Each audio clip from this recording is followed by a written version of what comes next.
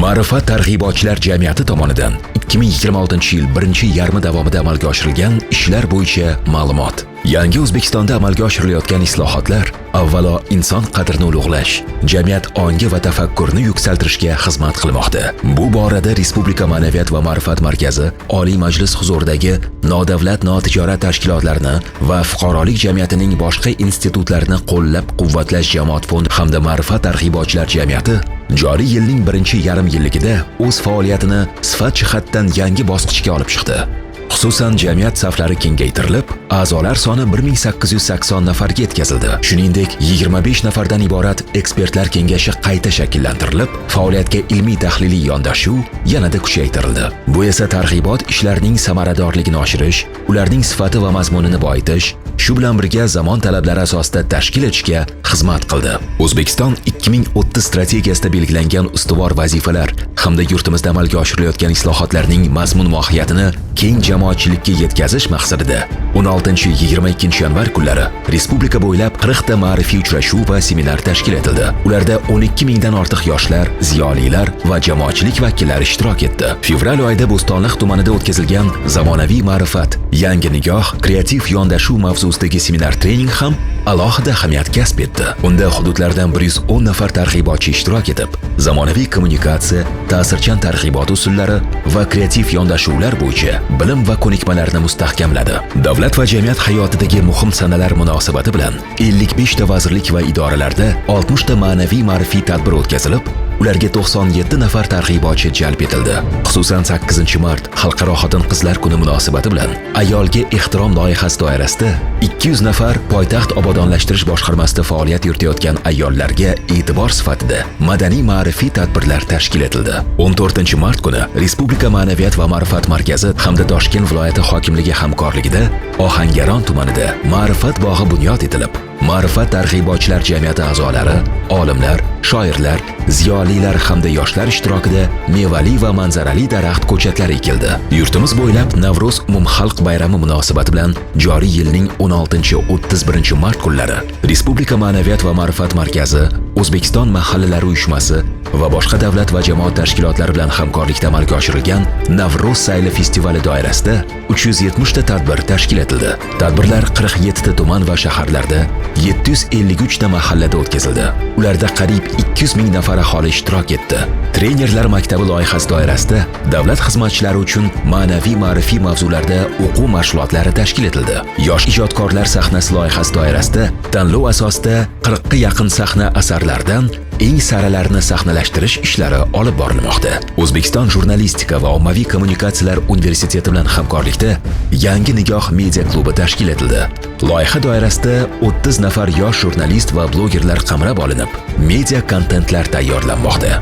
Xalqaro hamkorlik doirasidagi Turkiyada o'tkazilgan forum ma'naviy ma'rifiy sohadagi hamkorlikni yangi bosqichga olib chiqishga xizmat qildi. Jumladan Turkiyaning Hatay va Anqara shaharlarida mushtarak sivilizatsiya ildizlari va taraqqiyot istiqbollari forumi hamda Turkiya O'zbekiston olimlar va ziyolilar forumida jamiyat vakillari faol ishtirok etdi. Tashrif doirasida Turkiya yozuvchilar uyushmasi bilan hamkorlik aloqalarini rivojlantirish maqsadida o'zaro anglashuv memorandumi imzolandi. Shuningdek, forum doirasida ilmiy va madaniy tadbirlar ham yuqori saviyada tashkil etildi. Xususan, Navro'z bayrami munosabati bilan Hatay shahrida ko'tarinki ruhda bayram dasturi o'tkazilib, ma'rifat targ'ibotchilari jamiyati tomonidan azaliy qadriyatimiz ramzi bo'lgan osh tayyorlanib, 300 nafardan ortiq millatdoshimiz bo'lgan mahalliy aholiga tarqatildi. Milliy davlatchilik tariximiz va buyuk ajdodlarimiz merosini keng targ'ib etish, yosh avlod qalbida vatanparvarlik, milliy g'urur va tarixiy xotira tuyg'ularini mustahkamlash maqsadida sohibqiron Amir Temur tavalludining 690 yilligi munosabati bilan keng qamrovli targ'ibot ishlari tashkil etilib, temurshunos olimlar, ziyolilar va ma'rifat targ'ibotchilari jamiyati a'zolari ishtirokida 20 dan ortiq media kontentlar tayyorlandi. Mamlakatimiz bo'ylab ma'rifat soatlari, uchrashuvlar va targ'ibot tadbirlari o'tkazilib, uning jahon sivilizatsiyasi taraqqiyotiga qo'shgan beqiyos hissasi keng yoritildi. Harbiy xizmatchilarning ma'naviy tayyorgarligini mustahkamlash maqsadida Surxondaryo viloyati DXX tizimidagi harbiy qismlarda Vatan ostonasidan boshlanar mavzusida ma'naviy ma'rifiy tadbirlar tashkil etildi. Oliy Majlis huzurida shahardagi fuqarolik jamiyati institutlarini qo'llab-quvvatlash jamoat fondi tomonidan fuqarolik jamiyati institutlari faoliyatini takomillashtirish maqsadida tashkil etilgan ijtimoiy ta'sirlar va notijorat tashkilotlarni boshqarish mavzusidagi malaka oshirish kurslarida jamiyatning 3 nafar xodimi ishtirok etib, zamonaviy boshqaruv, ijtimoiy loyihalarni samarali tashkil etish hamda fuqarolik jamiyati institutlari faoliyati bo'yicha bilim va ko'nikmalarni yanada mustahkamladi. Joriy yilning 5-7 may kunlari Respublika Ma'naviyat va ma'rifat markazi, Maktabgacha va maktab ta'limi vazirligi hamda qator hamkor tashkilotlar ishtirokida Toshkent shahrida umumta'lim maktablari o'quvchilari o'rtasida ilk bor Buyuk Sharq Renessansi xalqaro olimpiadasi tashkil etildi. Mazkur nufuzli intellektual bellashuv ajdodlarimizning jahon ilm-fani va madaniyati rivojiga qo'shgan ulkan hissasini targ'ib qilish, iqtidorli yoshlarni qo'llab-quvvatlash hamda ularning ilmiy salohiyatini rivojlantirishga xizmat qildi. O'zbekiston Respublikasi davlat mustaqilligining shonli 35 yilligi munosabati bilan o'tkazilayotgan Mustaqillik to'yi festivali tadbirlarini yuqori saviyada tashkil etish maqsadida poytaxtimizdagi Renessans kino uyida taqdimot o'tkazildi. Unda davlat va jamoat tashkilotlari vakillari, olimlar, ziyolilar, shoir va yozuvchilar, madaniyat va san'at namoyandalari, ijodkorlar hamda ommaviy axborot vositalari vakillari ishtirok etib, festivalning mazmun mohiyati va asosiy yo'nalishlari muhokama qilindi. Mustaqillik to'yi festivali doirasida bir guruh ziyolilar, ijodkorlar va taniqli san'at namoyandalarining Farg'ona viloyatiga ijodiy tashriflari tashkil etildi. Uchrashuvlarda mustaqillik yillarida amalga oshirilgan islohotlar, mamlakatimiz taraqqiyoti va inson qadrini ulug'lashga qaratilgan davlat siyosati haqida fikr almashildi. Sohibqiron Amir Temur tavalludining 690 yilligi munosabati bilan Kinematografiya agentligi bilan hamkorlikda Qo'qon shahridagi tarixiy O'rda maydonida Ochiq osmon ostida Amir Temur badiiy filmining ommaviy namoyishi tashkil etildi. Mazkur tadbir doirasida Farg'ona viloyatining Marg'ilon shahrida shukronalik ma'rifiy uchrashuvlari tashkil etildi. 9 may xotira va qadrlash kuni munosabati bilan Ehtirom loyihasi doirasida muhtaram prezidentimiz tashabbusi bilan Samarqand viloyatida qayta bunyod etilgan Imom al-Buxoriy majmuasiga jamiyat a'zolarining ziyorat safari tashkil etildi. Shuningdek, Qurbon hayiti munosabati bilan ma'naviy ma'rifiy sohada uzoq yillar samarali mehnat qilgan faxriylar va nuroniylar holidan xabar olinib, ularga sog'lomlashtirish maskanlariga yo'llanmalar taqdim etildi. Axborot kommunikatsiya texnologiyalarini ma'naviy ma'rifiy jarayonlarga keng joriy etish maqsadida Mustaqillik to'yi festivali loyihalarini yorituvchi maxsus axborot platformasi www.mustaqillik35.uz hamda Ma'rifat targ'ibotchilar jamiyatining www.ma'rifat.uz rasmiy veb-sayti yangilangan ko'rinishda qayta taqdim etildi. Mustaqillikning 35 yilligi munosabati bilan tayyorlanayotgan Mustaqillik zafarnomasi maxsus kitob albomi uchun mamlakatimiz hududlarida keng ko'lamli ijodiy ishlar amalga oshirilmoqda.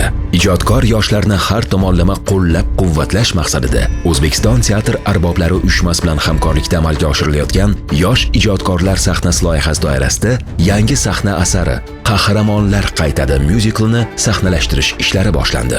Jamiyat tashabbusi bilan vatanimiz mustaqilligining 35 yilligiga bag'ishlangan O'zbek mehri turkum podkastlarini tayyorlash ishlari boshlandi. 15 may kuni Maktabgacha va maktab ta'limi vazirligi bilan hamkorlikda Yagona vatan, yagona xalq bo'lib, yangi hayot va kelajak yaratamiz g'oyasi asosida maktabgacha ta'lim muassasalari, umumta'lim maktablari ta'lim muassasalarida mustaqillik soatlarini tashkil etish bo'yicha respublika o'quv seminarlari o'tkazildi.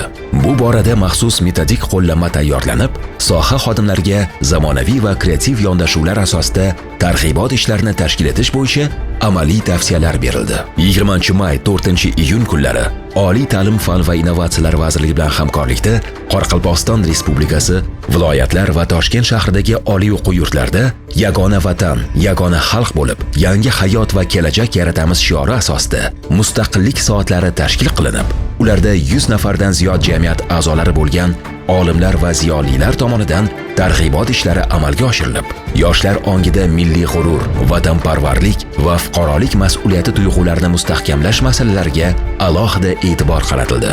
Xalqaro hamkorlikni yanada rivojlantirish maqsadida Ijtimoiy ma'naviy tadqiqotlar instituti bilan hamkorlikda tashkil etilgan Ma'rifat elchilari loyihasi doirasida turkiyalik taniqli olim, ijtimoiy siyosiy fanlar doktori, professor Kemal Yavuz Ataman Ma'rifat targ'ibotchilari jamiyatining faxriy a'zoligiga qabul qilindi. 1-iyun Xalqaro bolalarni himoya qilish kuni munosabati bilan Oliy Majlis huzuridagi nodavlat notijorat tashkilotlarni va fuqarolik jamiyatining boshqa institutlarini qo'llab-quvvatlash jamoat fondi bilan hamkorlikda poytaxtimizdagi Alisher Navoiy nomidagi kino saroyida Baxtli bolalik sharafiga nomli musical teatr tomoshasi tashkil etildi.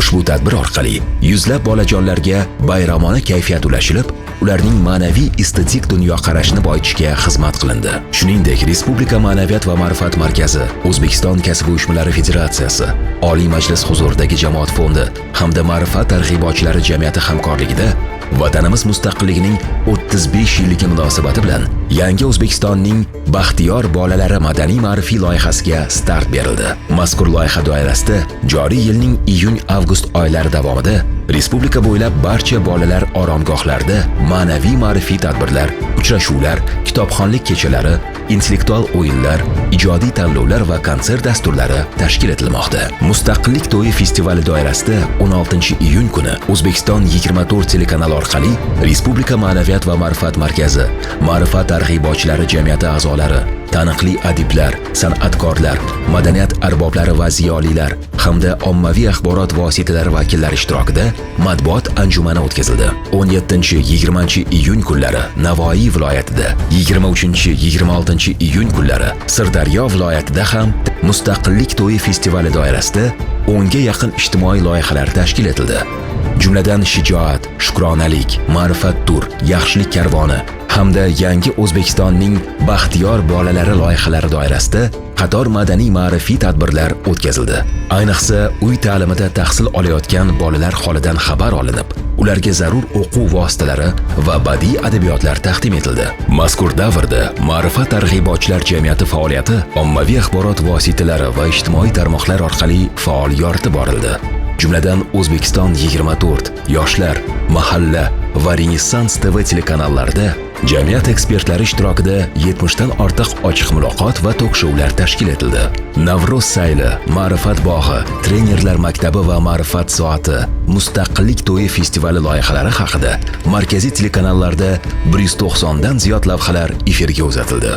Yangi O'zbekiston, Xalq so'zi, Jadid kabi markaziy nashrlarda ekspertlarning 70 dan ortiq ilmiy ommabop va tahliliy maqolalari chop etildi. Shuningdek, jamiyatning ijtimoiy tarmoqlardagi faolligi sezilarli darajada oshdi. Jumladan Telegram kanaliga 1242 ta, Facebook va Instagram sahifalariga 1160 dan ortiq media kontentlar joylashtirildi. Ular orasida ziyoli so'zi rukni ostida 29 ta, munosabat 22 ta, tavsiya etamiz 27 ta, o'zbek mehri 3 ta, Yangi O'zbekiston manzillari 5 ta, onlayn ma'rifat soati 27 ta video materiallar tayyorlandi va yoritib borildi. Natijada kontentlarning umumiy qamrovi o'tgan yilning mos davriga nisbatan 35% ga ortdi.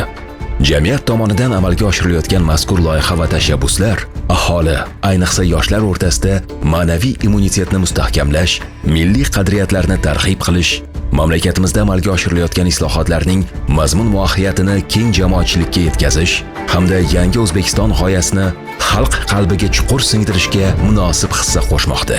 Ma'rifat targ'ibotchilari jamiyati tomonidan kelgusida tashkil etiladigan ijtimoiy loyihalarda siz ham faol ishtirok eting.